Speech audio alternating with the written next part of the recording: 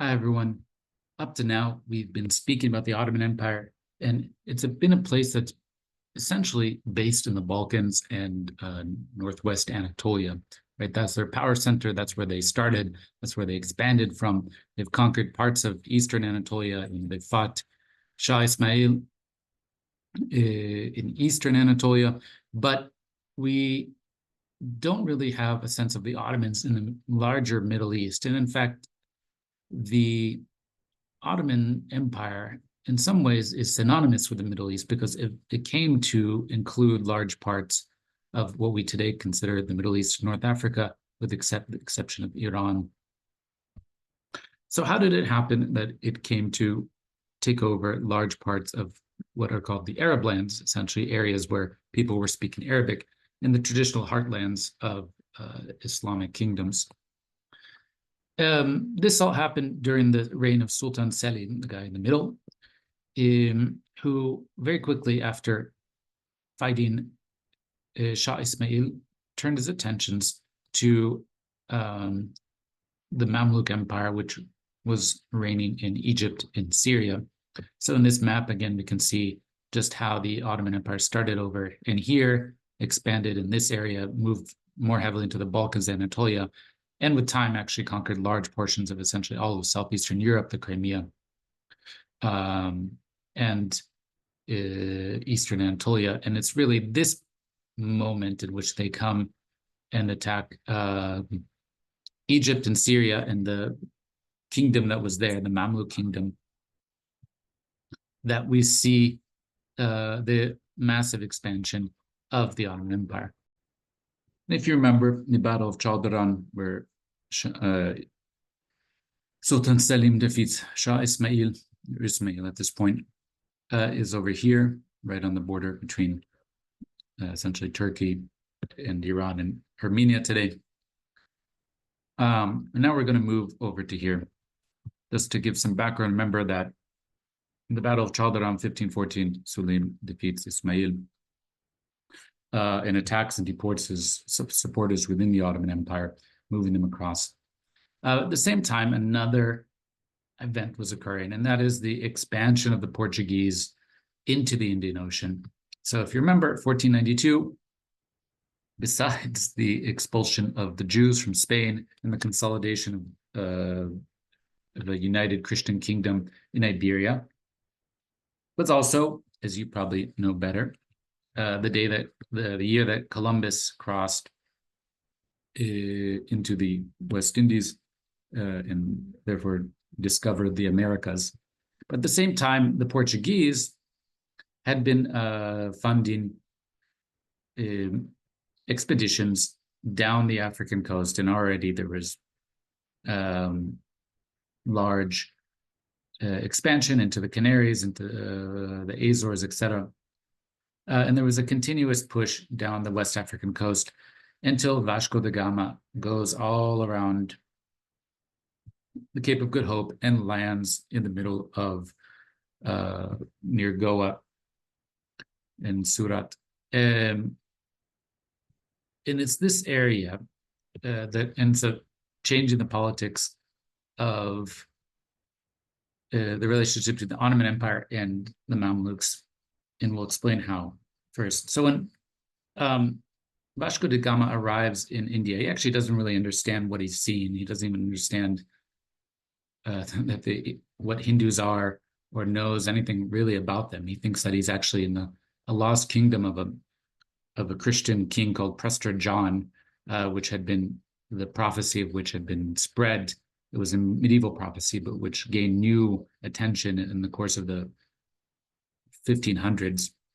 And his hope was to perhaps find a Christian kingdom over here and ally with them to fight the Muslims in the middle. So when he first arrived at a Hindu temple, he thought that this was just a weird form of Christianity, that they had somehow changed the Virgin Mary and different saints into various other forms. He eventually found someone to translate for him. And in fact, it was two Jewish traders from Iberia who had actually moved to India and were working there. And they kind of explained to him what was going on. After Vasco da Gama, of course, the Portuguese moved more heavily into the Indian Ocean, and they did a few things that actually changed the nature of trade and navigation in this space. One thing to keep in mind, this Indian Ocean space connects basically South Asia, the southern coast of Arabia until Iran, East Africa, and here basically Southeast Asia. Now you can't move super easily in this space whenever you want. You have to go along the monsoons. The monsoons bring the wind, and so there's a moment in which you can go from South Asia to, for example, Yemen, or to East Africa, and then there's another, you have to wait basically 6 months for the monsoon winds to change and then go in the other direction. What the Portuguese did, though, up to this point where there had been massive trade and movement across this space constantly, is that they essentially militarized it. They turned the Indian Ocean into a space in which people had to have cannons, and the Portuguese were the first to put cannons on the ships and demanded payment protection money from any ship they encountered. They created a sort of, they demanded that they have a pass showing that they had paid their tribute, and if not, they would seize the cargo and sink the ship, enslave the people on it. The Portuguese were such a threat, they started actually also moving in to areas like the Red Sea and the Persian Gulf. Now, this is a problem because over here, right, close to the middle of what's today kind of Saudi Arabia is Jeddah. Jeddah is the port close to Mecca. And so this disrupted pilgrimage traffic and also made it seem like the Portuguese were about to possibly invade Mecca and Medina, the two holy sanctuaries of the Islamic world. This area was under the control of the Mamluks. Let me see if I can get a map here. Down here, the Mamluks were based in Cairo. They controlled Syria, parts of eastern Anatolia, and what's called the Hijaz, essentially the part of the western coast of what's today Saudi Arabia. The Mamluks attempted to mount a defense and at different times fought the Portuguese in different ways, but they were not quite so lucky. There was a famous Battle of Diu in 1509. You can see off here, I think off the coast of Gujarat. The Mamluks and the Gujaratis unite to fight the Portuguese. The Portuguese win. And this creates a power vacuum in the Indian Ocean. Now, with that excuse in mind, the fact that the Mamluks were no longer able to defend the realm of Islam and the two holy sanctuaries against the invasions of infidels, in this case, Christian Portuguese, who the Ottomans were already kind of fighting in the Mediterranean, they decided to essentially launch an invasion and take over Syria, Egypt, and so forth. And so after recuperating from the Battle of Chaldiran, but not much after, and the next 2 years afterwards, they marched down, the Ottomans marched down into Syria, defeat the Mamluks in a battle outside of Aleppo at a place called Marj Dabik in 1516.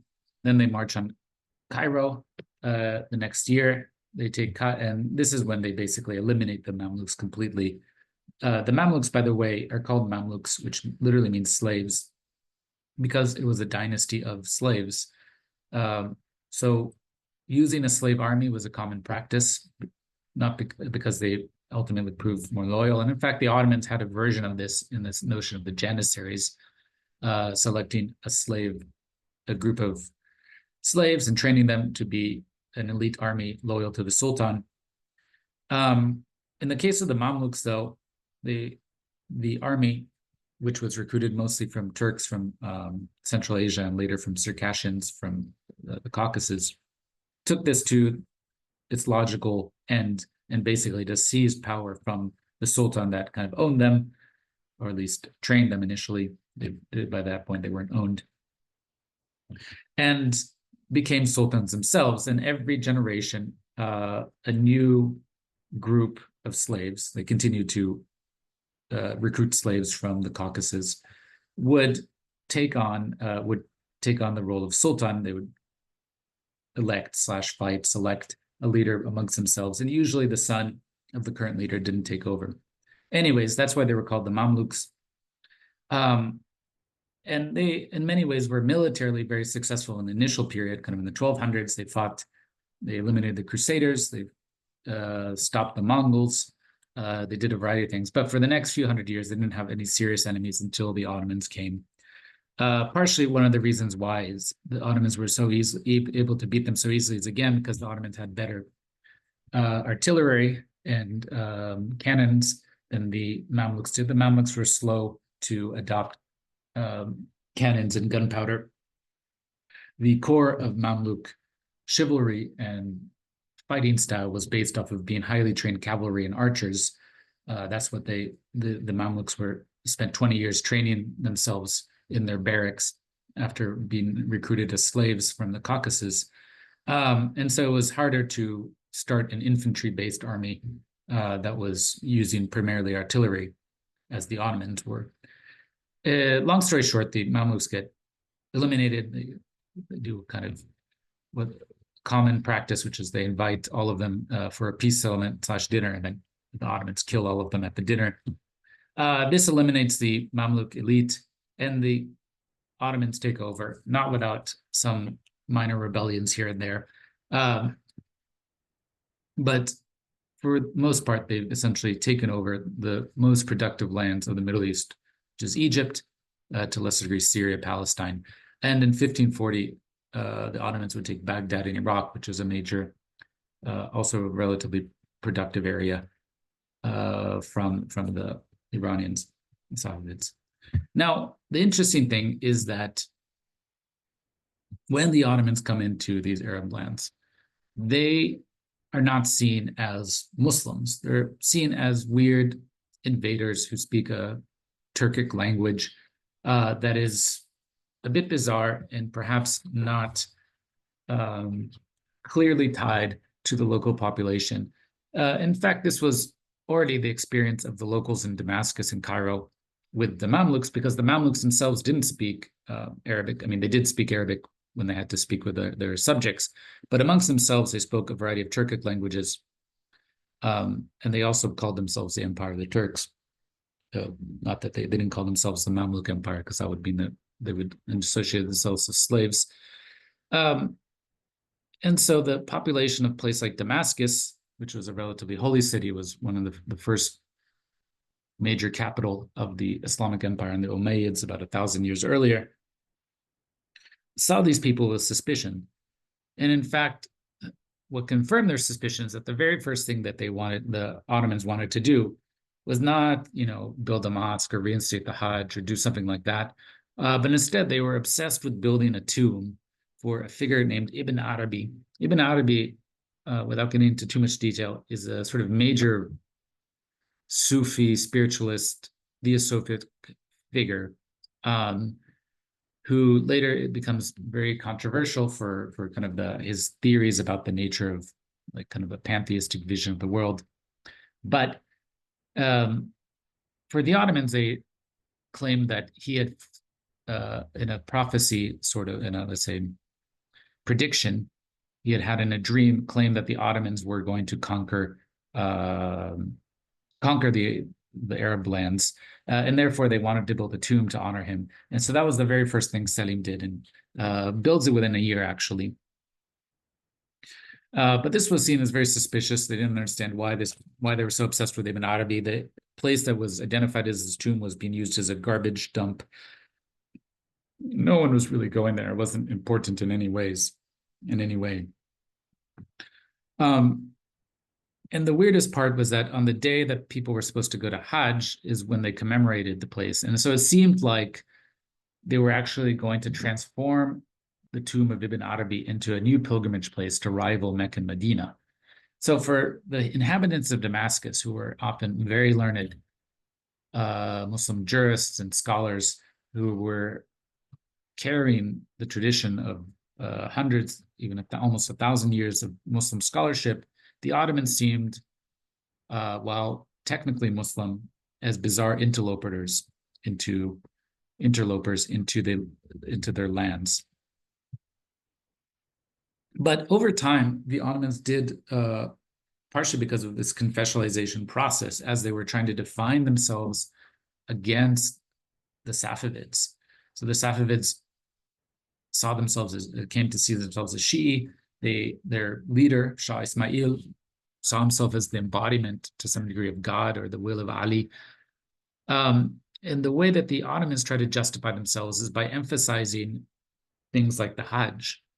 The Hajj, which is the Muslim pilgrimage to Mecca and then Medina, is kind of a central aspect of Islamic religiosity.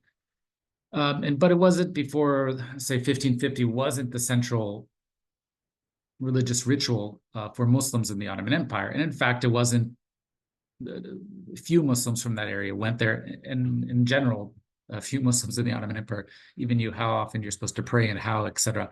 It's that process of confessionalization, of Sunnitization, in which the Ottoman government introduced essentially the basic legal prescriptions of Sunnism to the population that transformed this world from a frontier Islam to something more similar to the Islam we know about today, a legalistic Islam. And part of that is also building up different forms of legitimation. So while the Ottomans came to build mosques and emphasize the shrine, so they built congregational mosques in every major town, or every town with more than 2,000 people. And they heavily emphasized the Hajj as a central rite of Islam.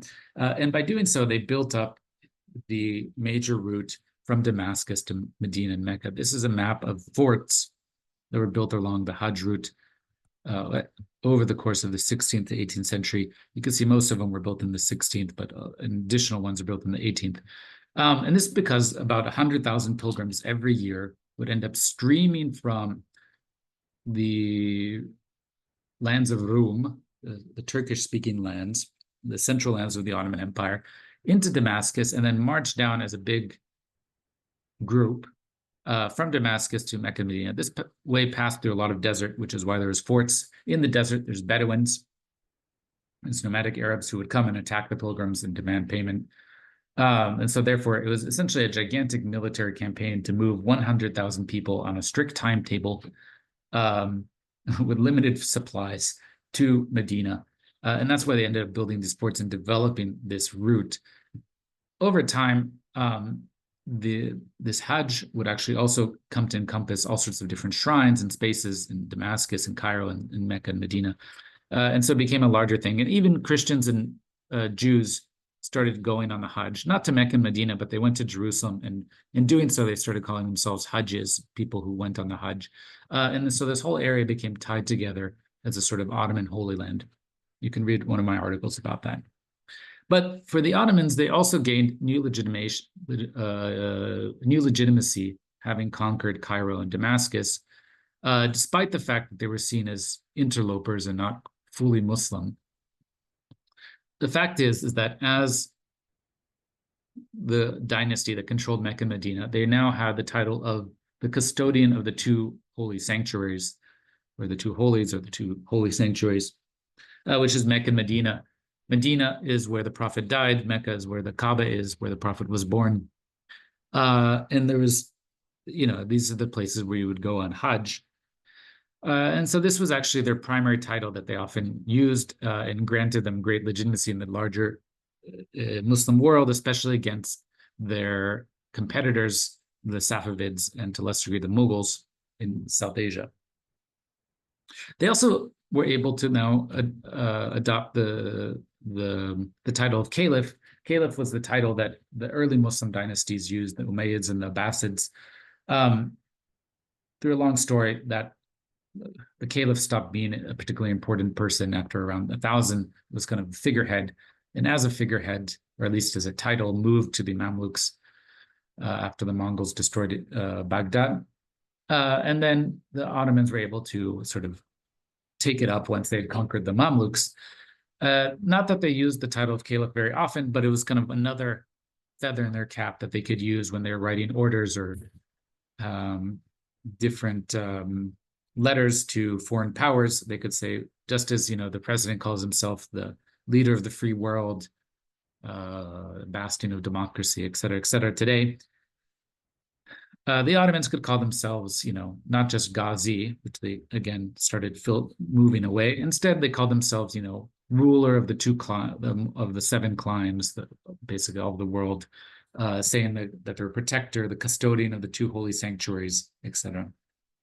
One thing to keep in mind always is, ultimately, what was the impact of the conquest on the people of Damascus or Cairo?